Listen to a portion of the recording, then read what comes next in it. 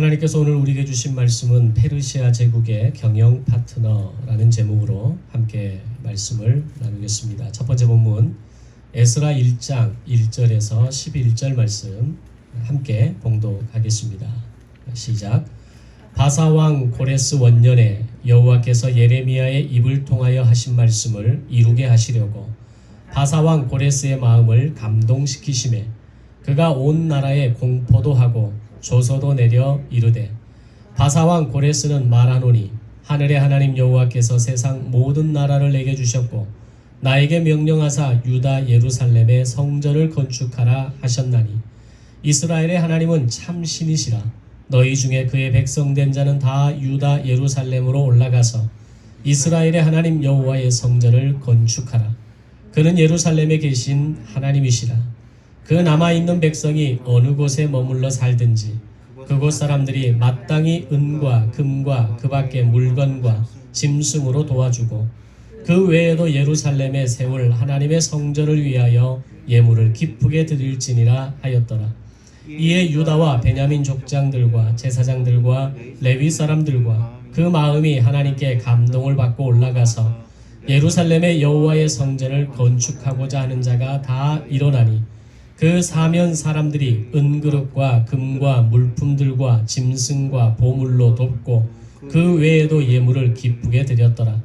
고레스 왕이 또 여호와의 성전 그릇을 꺼내니 옛적에 느부갓네살이 예루살렘에서 옮겨다가 자기 신들의 신당에 두었던 것이라. 바사왕 고레스가 창고지기 미드라닷에게 명령하여 그 그릇들을 꺼내어 세어서 유다 총독 세스바살에게 넘겨주니 그 수는 금 접시가 30개요 은 접시가 1000개요 칼이 29개요 금 대접이 30개요 그보다 못한 은 대접이 410개요 그 밖에 그릇이 1000개이니 금은 그릇이 모두 5400개라. 사로잡힌 자를 바벨론에서 예루살렘으로 데리고 갈 때에 세스바살이 그 그릇들을 다 가지고 갔더라. 아멘. 두 번째 본문 예레미야 29장 4절에서 7절 말씀 함께 읽겠습니다. 시작. 만군의 여호와 이스라엘의 하나님께서 예루살렘에서 바벨론으로 사로잡혀 가게 한 모든 포로에게 이와 같이 말씀하시니라. 너희는 집을 짓고 거기에 살며 텃밭을 만들고 그 열매를 먹으라. 아내를 맞이하여 자녀를 낳으며 너희 아들이 아내를 맞이하며 너희 딸이 남편을 맞아 그들로 자녀를 낳게 하여 너희가 거기에서 번성하고 줄어들지 아니하게 하라. 너희는 내가 사로잡혀 가게 한 그 성읍의 평안을 구하고 그를 위하여 여호와께 기도하라. 이는 그 성읍이 평안함으로 너희도 평안할 것임이라. 아멘. 느부갓네살의 꿈과 그 꿈의 해석을 통해 하나님이 가지고 계시는 제국 경영의 밑그림을 깨닫게 해주었던 다니엘의 예언대로 아수르 제국을 무너뜨렸던 바벨론 제국은 70년 만에 제국의 수명을 다하고 바벨론의 뒤를 이어서 페르시아가 고대 근동의 새로운 주인이 되어집니다. 그렇게 새롭게 제국의 문을 연 페르시아의 고레스 왕이 가장 먼저 했던 것은 바로 직전 제국에 대한 평가였습니다. 바로 이전의 제국이 어떤 실수를 했기에 그들의 그 경영 정책에 어떤 문제가 있었기에 이런 어떤 제국의 변화가 있었는지를 연구하고 그러므로 인해서 우리는 같은 반복된 실수를 하지 말아야 한다라고 하는 어떤 그런 방법을 찾고자 하는 것이었습니다. 그런 제국에 대한 평가를 통해서 얻은 중요한 결론은 바벨론 제국의 핵심 정책이었던 바로 중앙 집권화 정책에 문제점이 있었다라는 것을 알게 됩니다. 그들이 가진 중앙 집권화 정책으로 인해서 각 나라에서 끌고 온 0.1%의 영재들로 인해서 바벨론 성 안에는 인재들로 가득했습니다. 사람이 넘쳤고 쓸만한 사람들이 성 안에는 허다했던 겁니다. 그런데 정작 그들의 그 식민지, 바벨론의 식민지 하에 있는 모든 이 제국의 땅은 황폐화되어졌고 그들로부터 끌어올 수 있는 세금이 전무하게 됩니다. 아주 형편없는 수준으로 전락하게 어린 겁니다. 바로 그 대표적인 예가 황폐화되어져 버린 예루살렘이었습니다. 과거 젖과 꿀이 흐르는 그 기름진 땅이 쓸모없는 땅이 되어버렸고, 먹을 것이 없어서 부모가 자신의 죽은 자녀를 삶아 먹는 일까지 있었다 라고 요세푸스 학자는 기록합니다. 그렇게 보면 이 예루살렘을 비롯한 바벨론의 식민지들이 얼마나 황량해지고 황폐해졌는가를 우리는 어느 정도를 짐작해 볼 수 있습니다. 이 모든 상황에 대한 파악과 제국에 대한 평가를 끝낸 고레스 왕은 페르시아 제국이 앞으로 나아갈 정책을 새롭게 세우게 되는데, 바로 그것이 지방 분권화 정책이었습니다. 중앙으로 집권화되어 있는 모든 것이 바벨론을 향해 있었던 모든 경영 정책을 지방 분권화를 통해서 각 식민지의 땅이 살아나고 회복되어져서 그들의 땅으로부터 막대한 세금을 거둬들이고자 하라는 것이 바로 페르시아의 고레스 왕이 세운 정책이었던 겁니다. 이를 위해서 그동안 바벨론으로 끌려왔던 각국의 포로들을 자기들의 나라로 돌려보내게 됩니다. 그러면서 각 나라가 가지고 있었던 종교적 행위는 인정해 주지만 그 이상의 모든 정치적 행위는 철저하게 차단하면서 제국의 경제 활성화를 위해서만 모든 총력을 기울이게 됩니다. 이런 페르시아의 지방 분권화 정책으로 인해서 지난날 바벨론 제국과 이 남유다의 관계가 철저하게 주종 관계였다면, 이제부터 이 페르시아와 남유다의 관계는 제국과 식민지의 사이, 그 관계는 그대로 유지하고 있음에도 불구하고 경제적 동맹 파트너가 그런 관계로까지 거듭나게 되어집니다. 그리고 고레스 왕은 이 남유다 포로들을 예루살렘으로 돌려보내면서 동시에 남유다의 경제를 활성화하기 위한 아주 큰 선물을 주게 되는데, 그것이 바로 성전 재건에 대한 허락이었습니다. 그리고 성전 건축 이후에 이 성전을 가득하게 채워야 할 성전 기명들을 모두 돌려주는 결정을 하게 되었던 겁니다. 그 내용이 오늘 첫 번째 본문의 말씀의 내용입니다. 바벨론 제국에 의해서 포로로 잡혀왔을 때 남유다 백성들은 사실 아무것도 보이지 않는 그 절벽 앞에 낭떠러지 바로 그 직전에 놓여 있는 것과 같은 그런 모습이었습니다. 막막한 포로 생활이었고, 지금의 이 상황이 언제 끝날지 알 수 없었기에 그들의 삶은 절망 그 자체였던 겁니다. 그러나 하나님의 역사가 그들에게 새로운 희망을 불어 넣어주시고, 예레미야서와 에스겔을 통해서 포로민에 대한 교육이 시작되었을 때에 다니엘과 세 친구와 같은 그런 최고의 인재들이 완성되면서 동시에 백성들은 하나님의 약속을 기다리는 모습으로 바뀌어지게 됩니다.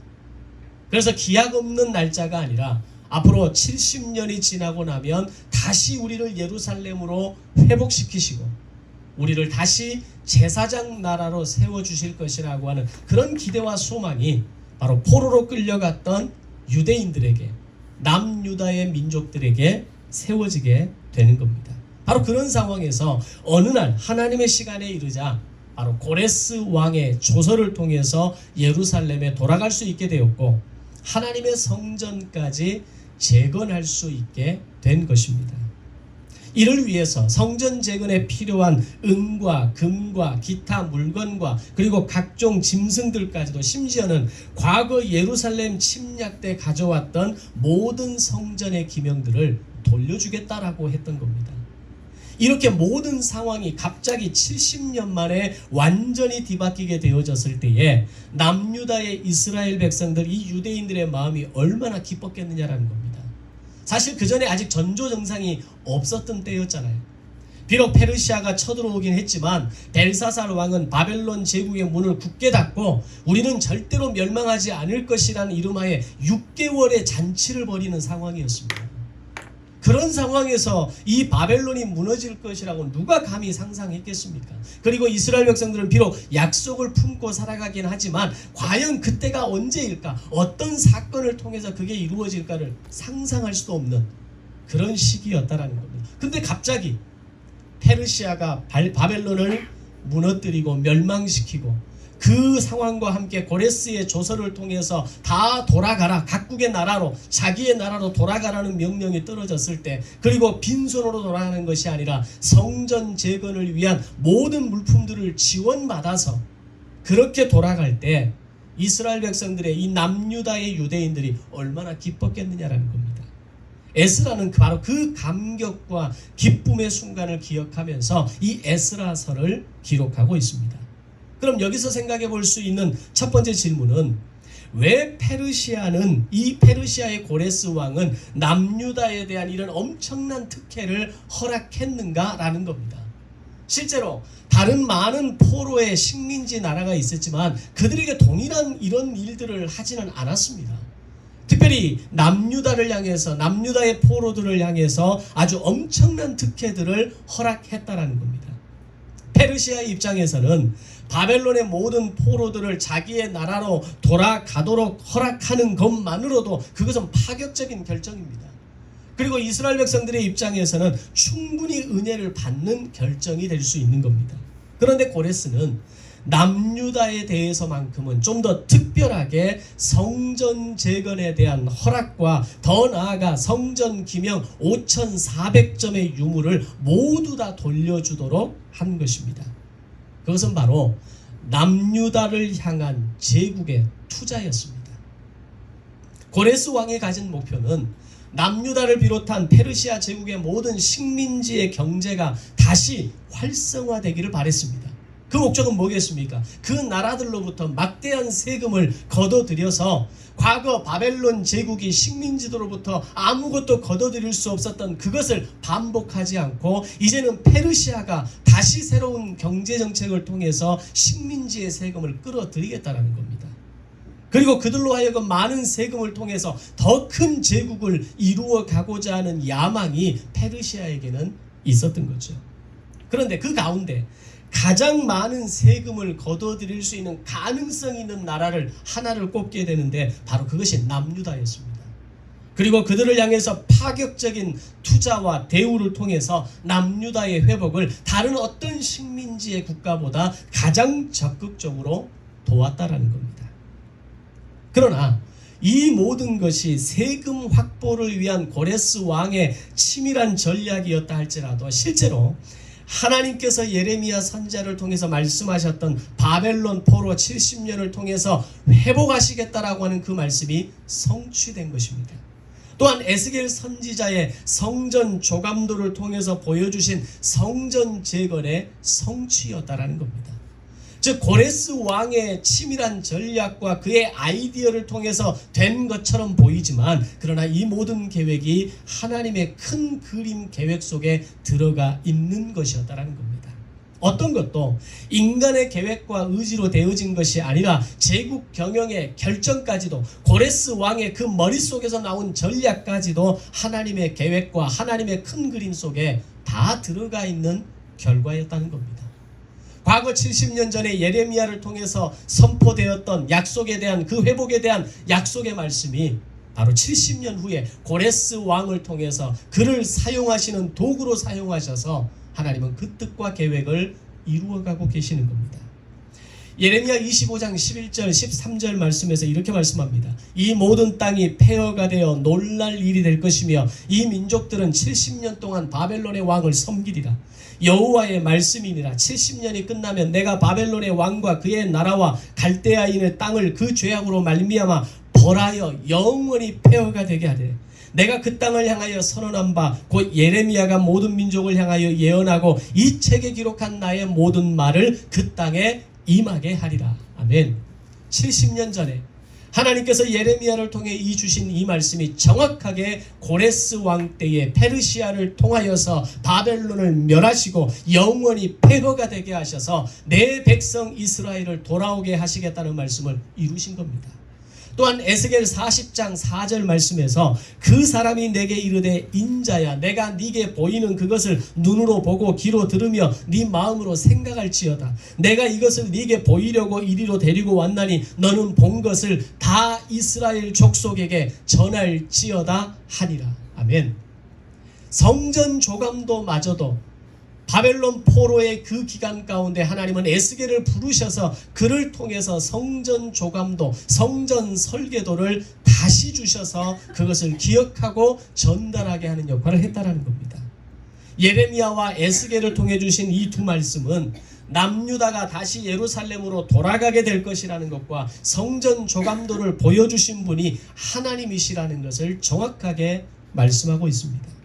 바로 이런 약속의 말씀을 통해서 에스겔에게 훈련받은 남유다 포로민들의 삶은 분명히 달랐다라는 겁니다. 그리고 그들을 바라보는 페르시아의 제국의 고레스 왕은 유대 민족이 지난 70년간의 바벨론의 포로 기간을 다른 나라들의 포로들과는 분명히 다르게 살아왔음을 보았던 겁니다. 바로 그런 그들을 페르시아 제국의 새로운 경영 파트너로 삼을 수 있었다는 겁니다. 자, 그렇다면 남유다 포로들이 비록 포로로 끌려왔음에도 불구하고 다른 포로민들과는 다른 삶을 살 수 있었던 이유가 과연 뭐냐라는 겁니다.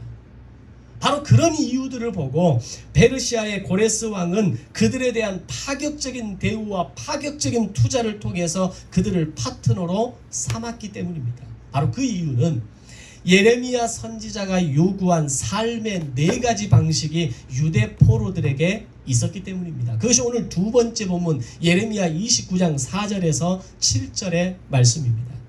그런데 이 말씀을 우리가 좀 보면 예레미야가 제시한, 물론 하나님께서 말씀하신 거죠. 하나님께서 예레미야를 통해서 제시한 이 4가지 기준이 우리의 일반적인 생각과 기준을 넘어서는 매우 파격적 요청이었다라는 겁니다. 다시 말하면 상식적으로, 이성적으로, 논리적으로 받아들이기 어려운 요구 조건이었다는 겁니다. 내용은 이렇습니다. 너희는 먼저 집을 짓고 텃밭을 만들고 그 열매를 먹으라 라는 요청입니다.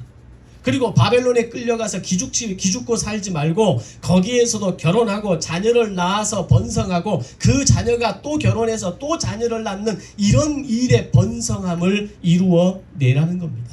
마지막 4번째는 비록 너희가 바벨론의 포로로 끌려가지만 그들이 망할 것을 기도하는 것이 아니라 오히려 그들의 성읍이 평안하도록 기도하라 라고 말하는 겁니다.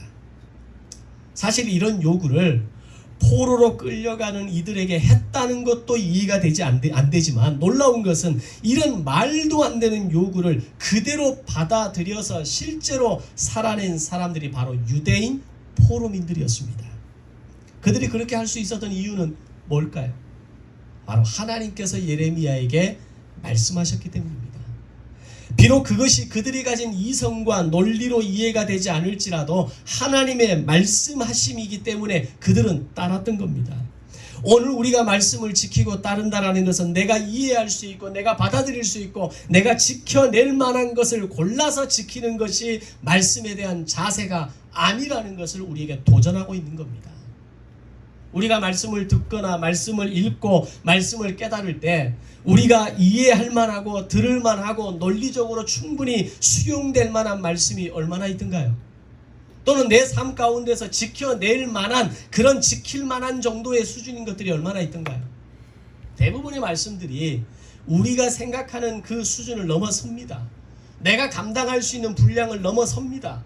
내가 지킬 만한 어떤 그런 나의 역량을 넘어섭니다. 그런데 오늘 이 포로로 끌려간 유대인들을 통해서 우리가 보게 되는 놀라운 도전은 그들은 그 말씀을 지켜냈다라는 겁니다. 이게 믿음입니다. 믿음이라고 하는 것은 내가 할 만하고 들을 만하고 이해할 만하고 받아들일 만한 것들을 받아들이는 것이 믿음이 아니라 내가 받아들이기 쉽지 않은 그 영역이지만 받아들이는 겁니다. 살아내기 어려운 영역이지만 살아내는 겁니다. 고치기 어려운 영역이지만 고쳐내는 겁니다. 거기에서부터 믿음의 역사가 시작되고 말씀을 통한 기적의 역사가 시작된다라고 하는 겁니다.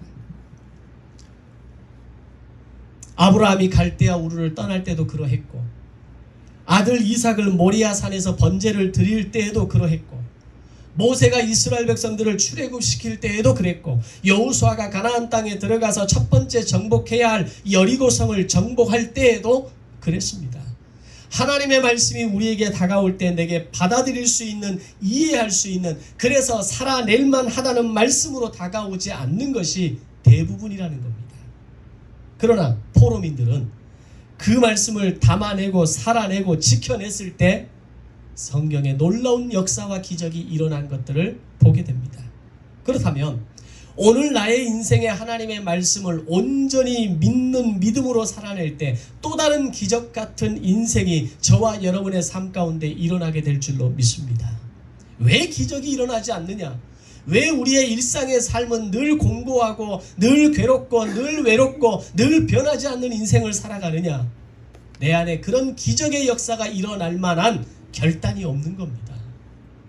말씀에 대한 순종과 그 말씀에 대한 결단과 그 말씀을 내 가슴과 내 삶 속에 담아내고자 하는 그런 결단이 없는데 어떻게 기적이 일어납니까? 일상만의 반복이 있을 뿐인 겁니다.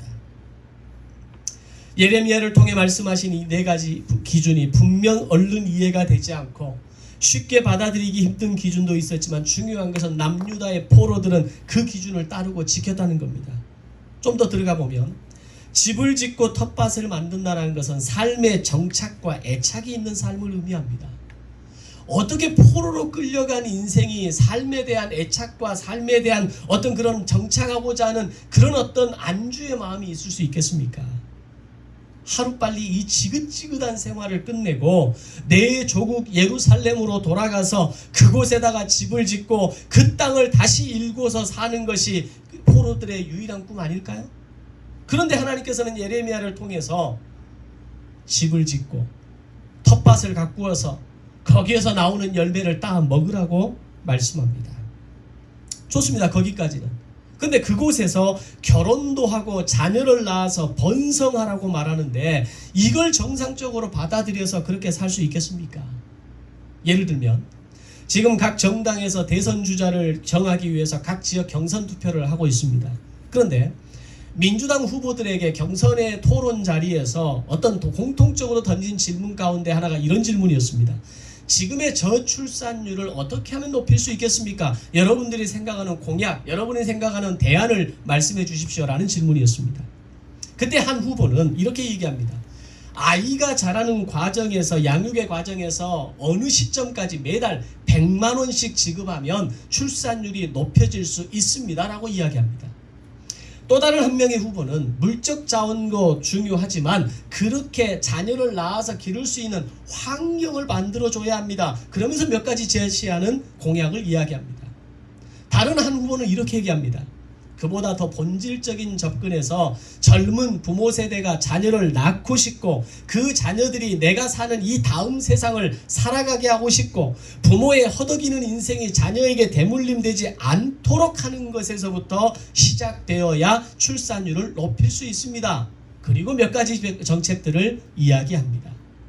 저는 세 번째 후보의 진단이 매우 정확한 안목이라고 생각합니다. 젊은 세대들이 한 달에 몇십만 원이 없어서 아이를 낳지 않는 것이 아닙니다. 젊은 세대들이 아이를 잘 키울 수 있는 환경이 부족해서 아이를 낳지 않는 것이 아니라는 겁니다. 내 자녀가 태어나서 앞으로 살아가야 할 세상이 이런 삶의 연속이라면 내가 살아가는 이 아둥바둥하며 살아가는 것처럼 내 자녀도 그렇게 살아가야 한다면 차라리 낫지 않겠습니다. 지금 이게 젊은 세대들의 생각입니다. 이것을 그대로 바벨론 포로에게 적용해 보면 바벨론 포로로 살아가는 그들에게서 태어날 아이는 자연스럽게 노예가 되지 않겠습니까? 나와는 상관없는, 오늘 이 결혼과 자녀 출산이라고 하는 것은 나와 상관없는, 가능하면 피하고 싶고 내 자녀만큼은 노예의 인생을 살게 하고 싶지 않은 것이 부모의 마음이라는 겁니다. 그런데 하나님께서는 예레미야를 통해서 말씀하시는 게 뭐냐면 너희는 결혼하고 자녀를 낳고 그 자녀들이 또 결혼하고 그 자녀들이 또 자녀를 낳는 일을 통해서 번성해라 라고 이야기합니다. 그렇게 생각해보면 정말 어려운 이야기 아닙니까? 뻔히 태어나면 노예인데 바벨론의 노예로 이 처절한 삶을 살아가야 되는데 나보고 결혼하라고요? 나보고 아이를 낳으라고요? 그 아이에 또 아이를 낳으라고요? 그러면 우리 집안은 대대로 노예의 삶을 살 수밖에 없는데 그게 과연 옳은 겁니까? 라고 질문할 수 있죠. 더 심각한 기준은 너희는 바벨론의 멸망이 아닌 바벨론의 평안을 위하여 기도하라 라고 말씀합니다. 이것은 저항적인 기질을 가진 사람이거나 민족주의의 사상을 가진 사람에게는 절대로 이해할 수 없는 기준입니다. 마치 일제치하에 있었던 조선의 백성들에게 항일 투쟁을 멈추고 지금부터 일본의 멸망이 아닌 일본의 평안을 기도하라고 요구하는 것과 같은 겁니다. 이런 요구를 예레미야를 통해서 하나님께서 말씀하셨을 때 그 말씀대로 따르겠습니다라고 결단할 수 있는 사람이 과연 얼마나 있겠습니까? 이유는 왜 그렇습니까? 혹 포로 기간 중에 바벨론 제국의 영토 확장을 위해서 전쟁이 벌어지게 되면 오늘 이 남유다의 포로들은 뭘로 끌려갑니까? 바벨론의 병사로 끌려가는 겁니다. 요즘 말로 하면 총알바지로 제일 앞에 끌려나가서 가장 먼저 생명을 잃는 것이 포로민들이 되는 겁니다. 하나님은 그걸 막기 위한 겁니다. 민족주의가 없어서가 아니라 오늘 바벨론이 너무 사랑스러워서가 아니라 내 백성을 지키고 이 70년 포로의 기간을 통해서 오늘 깨닫고 바뀌고 변화되어져서 회복의 백성들로 돌아오기를 바라시는 하나님의 마음이 이 4가지 요구 조건 가운데 그 기준 가운데 담겨 있는 겁니다. 하나님은 남유다에게 바벨론에 저항하면서 시간을 낭비하는 것이 아니라 이 바벨론 포로 70년 동안 징계와 교육과 안식과 제국 수명의 70년의 의미를 너희가 알고 깨달아서 하나님의 때를 기다리며 살라고 말씀하고 있는 겁니다. 그런데 놀라운 것은 이 요구마저도 유대 포로민들이 지켜냈다는 겁니다. 그것이 예레미야를 통해 우리에게 주신 하나님의 말씀이었기 때문입니다. 아멘. 오늘 우리의 인생을 통해서 사실 이런 수준의 요구와 이런 기준을 우리에게 들려주실 때에 과연 순종으로 아멘으로 내 삶의 결단을 내려놓으며 하나님의 결정에 내 삶을 얹어낼 수 있는 사람이 얼마나 되겠습니까? 하나님, 제 생각은 그렇지 않습니다. 하나님, 저는 그걸 수용하기가 어렵습니다. 내가 다른 것은 다 하겠는데 그것만큼은 내가 도저히 못 따라가겠습니다. 이게 현대인들의 신앙 아닙니까? 그런데 하나님의 때를 바라보며 에스겔을 통해서 예레미야서와 열왕기서를 통해서 훈련되어졌던 다니엘과 세 친구와 같은 0.1%의 영재들을 비롯해서 5만여 명에 가까운 바벨론의 포로들은 하나님의 말씀을 인지하고 그 말씀을 내 삶 가운데 그대로 녹여내고 담아내어서 그것을 지켜냈다라고 하는 겁니다. 그리고 그 바벨론 포로의 70년의 시간을 통해서 오늘 페르시아가 남유다를 바라보았을 때 그들은 퇴보가 아닌 성장하는 민족이었던 겁니다. 그래서 이 유프라테스 강 이쪽에 메소포타미아 강 이 왼쪽 편에 있는 서쪽에 있는 소위 레반트 지역을 맡겨서 그들로 하여금 그 지역을 활성화시킬 수 있는 민족이 남유다인들이라고 고레스 왕은 결정을 내렸던 겁니다. 다른 어느 누구에게 이 기회를 줄 것인가, 다른 어떤 민족을 통해서 이 서방 레반트 지역을 부흥시킬 것인가에 대한 그 계획이 바로 페르시아가 남유다를 바라보니까 다른 민족과는 달랐다는 겁니다. 다른 민족들은 70년 동안 패배감과 절망감과 고통 속에서 자식을 낳지 않고 결혼도 하지 않고 그냥 나 혼자 이 삶을 사는 것으로 족하라는 생각으로 살아갔다면, 유대인들은 교육하고 자식을 훈련시키면서 비록 우리가 지금은 괴로움 가운데 살아가지만 앞으로 우리가 누리게 될 것은 하나님의 약속이며 하나님의 회복이며 하나님의 성취라는 것을 자녀들에게 가르쳤다는 겁니다. 남유다의 포로인들에게는 절망이 아니었습니다. 패배감이 아니었습니다. 희망이었고 소망이었고 생명이었던 겁니다. 바로 그런 모습을 보니까 고레스 왕은 유대인이 쏙 마음에 들어버린 겁니다. 그들을 제국의 파트너로 삼기를 원했고 그들을 향한 과감한 투자 정책을 시행하게 된 것입니다. 비록 유대인들에게 걷어들일 세금이 1차적인 목적이었지만 투자의 이유와 정책은 치밀하고 분명했습니다. 그렇게 시작된 페르시아 제국의 투자는 과거에 바벨론이 3차례에 걸쳐서 예루살렘에서 빼앗아 왔던 모든 물건들을 3차례에 걸쳐서 돌려주는 방식으로 모든 걸 다 회복하게 됩니다. 포로 귀환도 강제성이 아닌 자율적으로 진행하게 하면서 첫 번째 포로 귀환으로 갈 사람들을 스스로 결정하게 합니다. 그때 결정된 사람들이 유다 지파와 베냐민 지파와 제사장들이었습니다. 왜 그랬을까요? 그들이 가장 먼저 귀환의 대열에 들어선 이유가 분명했기 때문입니다. 성전 재건과 건축을 위해서 반드시 필요한 인원이었기 때문입니다. 먼저 가서 나라를 세우고 집을 짓고 우리의 경제를 활성화시키고 그럴 수 있는 사람들이 갑시다, 이게 아니라 유다 지파와 베냐민 지파, 즉 다윗의 정통성을 가지고 있는, 그리고 통일 왕국의 정통성을 가지고 있는 유다 지파와 베냐민 지파와 제사장들이 함께 가서 우리가 성전을 지읍시다, 성전을 재건하고 이 땅을 새롭게 세워나가자라고 하는 그 결정하에 강제성이 전혀 없는 상황에서 자원하는 마음으로 이 모든 게 진행되어졌다라는 겁니다. 그리고 이때 페르시아에 남아있던 남유다 백성들은 1차 포로 귀환자들을 돕고 그들을 위해서 예물을 준비하는 역할을 하게 됩니다. 비록 자신들은 페르시아에 정착해 있는 사업의 기반들을 바로 내려가 놓고 갈 수 없기 때문에 함께 동참할 수는 없지만 물질로 동참하고 마음으로 동참하고 지원하는 것을 아끼지 않았던 겁니다. 그렇게 모아진 예물과 재물을 바탕으로 수룹바벨 성전 재건이 시작되게 됩니다. 그리고 고레스 왕은 바벨론 신전에서 느부갓네살이 예루살렘 성전에서 가져온 성전 기명들을 발견하게 되고 그것들을 다 끄집어내서 하나하나 세어보게 하는데 그게 5,400점의 유물들이었습니다. 이것을 하나도 빠짐없이 1차 포로들이 귀환할 때 수룹바벨의 책임 하에 예루살렘으로 돌려보내게 됩니다. 그것이 오늘 첫 번째 본문 마지막 부분에 나온 이야기입니다. 자, 그럼 여기서 생각해봐야 하는 또 하나의 질문은 왜 5,400개의 성전 기명들을 돌려보냈느냐라는 겁니다. 기왕이면 새 그릇들을 준비해서 보낸다면 투자의 명분은 더 분명해집니다.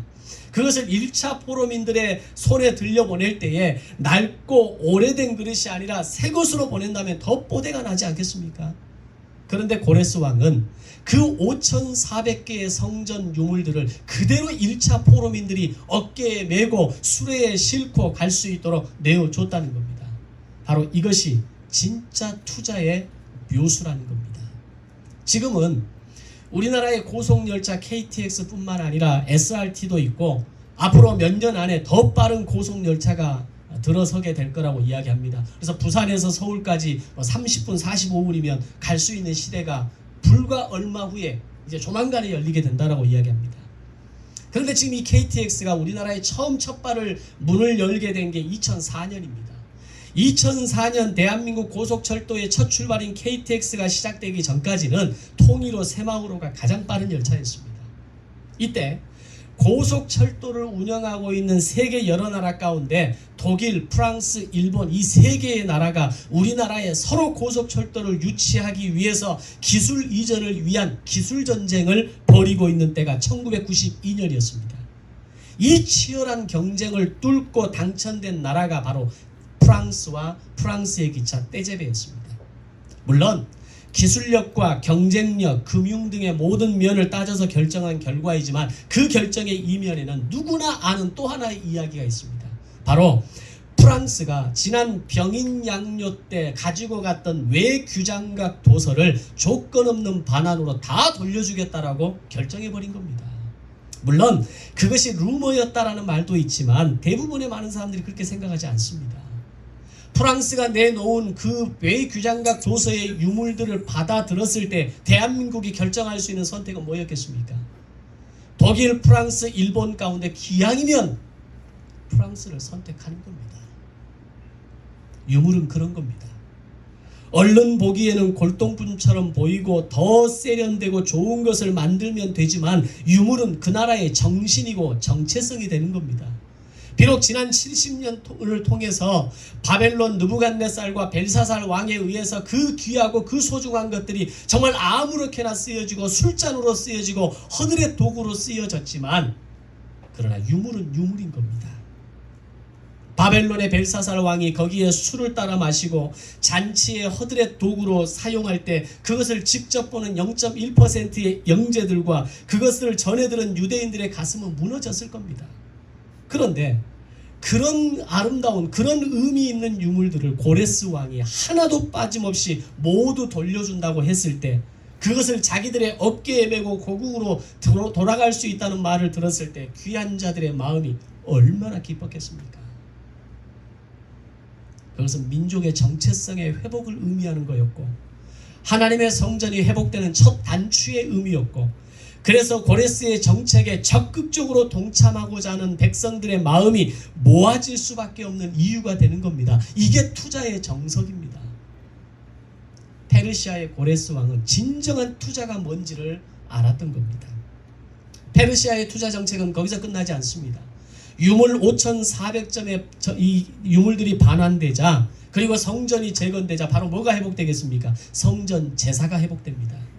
그로 인해서 유대인의 절기들이 다시 시작되도록 허락됩니다. 자, 그런데 유대인의 절기가 회복된다는 것은 뭘 의미합니까? 제사장 나라 3대 정신 가운데 마지막 세 번째가 뭡니까? 민족과의 평화입니다.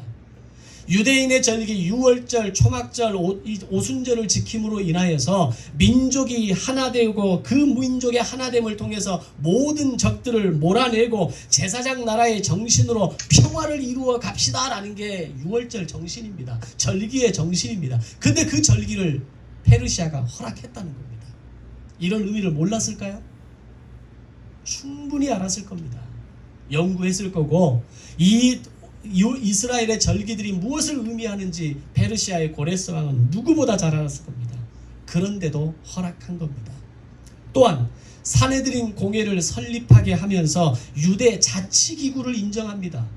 나름대로 법적 기구가 형성되어져서 그 나라의 경제와 법치와 어떤 사회 구조를 이루어갈 수 있는 최고기관으로 사내들인 공회를 허락한 겁니다. 더 나아가서 느헤미야 때는 성벽을 재건하게 함으로 국방을 튼튼히 하고 세계 상권이 예루살렘에 모이도록 하는 일을 페르시아가 허락합니다. 여기서 성벽을 재건한다는 것은 그냥 집 한 채 뚝딱 짓듯이 건물 하나 세우는 것과는 전혀 다른 의미라는 것을 알아야 합니다. 과거에 북이스라엘이 아수르에 의해서 멸망당할 때 버텨냈던 기간이 3년입니다. 남유다가 바벨론의 공격에서 버텨냈던 기간이 18개월입니다. 이유가 뭡니까? 성벽이 있었기 때문입니다. 다시 말하면 남유다가 다시 성전 재건에 이어서 성벽을 재건한다는 것은 멸망 이전으로 돌아간다는 이야기입니다. 동시에 다시 그 땅을 빼앗기 위해서는 아수르와 바벨론이 쏟아부었던 그 이상의 군사력과 시간을 동원해야만 정복할 수 있다는 것을 의미하는 겁니다. 그럼에도 불구하고 페르시아는 허락했다는 겁니다. 페르시아가 예루살렘을 얼마나 신뢰했는지, 성벽 재건의 허락을 구했던 느헤미야를 얼마나 신뢰했는지를 우리는 가늠할 수 있어야 합니다. 왜 그렇겠습니까? 예루살렘에 대한 완벽한 투자 대비 막대한 세금이 예루살렘으로부터 들어왔기 때문입니다. 돈이 들어오니까 페르시아는 믿어버리는 겁니다. 신뢰하는 겁니다. 우리가 투자했던 그 투자 정책이 완벽하게 들어맞았다라는 것을 페르시아는 깨달아 아는 겁니다. 페르시아의 작전은 대성공이었습니다. 5만 명의 포로들을 이스라엘로 다시 돌려보내는 게 남는 장사가 된 겁니다. 5,400점의 유물을 다시 돌려준 게 아깝지 않은 게 된 겁니다. 성벽 재건 허락이라는 이 무리수가 틀린 결정이 아니었음을 보여주었던 겁니다. 그러나 진짜 중요한 것은 이 모든 결정과 계획이 겉으로 보기에는 페르시아 제국의 경영정책의 성공으로 보이지만 하나님의 자기 백성을 향한 회복과 약속의 성취와 제사장 나라의 회복이라는 것에 초점이 있다는 걸 우리는 잊지 말아야 합니다. 하나님은 그 도구로 페르시아의 고레스 왕을 사용하셨고 페르시아의 왕들을 사용하셔서 오늘 내 나라, 내 백성, 내 제사장 나라를 하나님은 회복하고 계셨던 겁니다. 즉 여호와의 이름을 두려고 택한 곳을 이루고자 하는 하나님의 계획이 예루살렘 성전의 재건을 통해서 제사가 회복되고 유월절과 같은 절기의 회복을 통해서 제사장 나라가 회복하시는 도구로 페르시아를 사용하셨던 겁니다. 자, 만약에 포로로 끌려간 백성들이 자신들의 신세를 저주하고 절망하면서 세월의 70년의 세월을 보냈다면 그들의 미래는 어떻게 됐을까요? 그들과 그들의 자손들을 통한 회복의 역사는 이루어지지 않았을 겁니다. 왜 고레스 왕이 남유다를 그렇게 눈여겨봤는가? 그들은 70년 포로의 시간을 다른 타 민족들과 같이 보내지 않았기 때문입니다.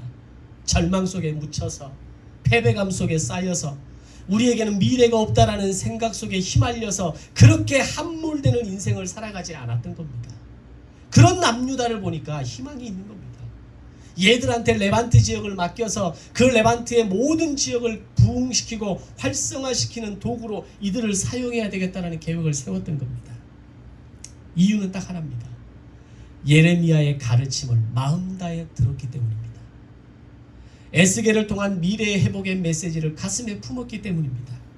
그러므로 인해서 그들의 포로 생활은 절망의 연속과 끝이 아니라 새로운 시작을 위한 준비를 이었을 것이고, 노예로 살다 죽을 인생 내 자식에게까지는 물려주지 않겠다라는 생각에 그들의 후손들은 그렇게 사라져 가지 않았던 겁니다.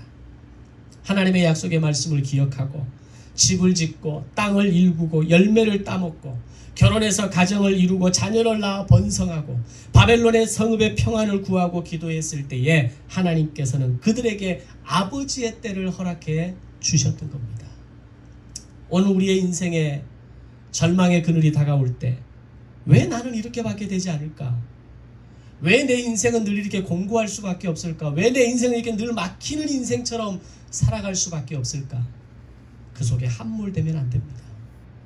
그런 나의 어두움과 같은 시간이 진행되고 있을 때에 하나님이 내게 주시는 말씀은 뭘까?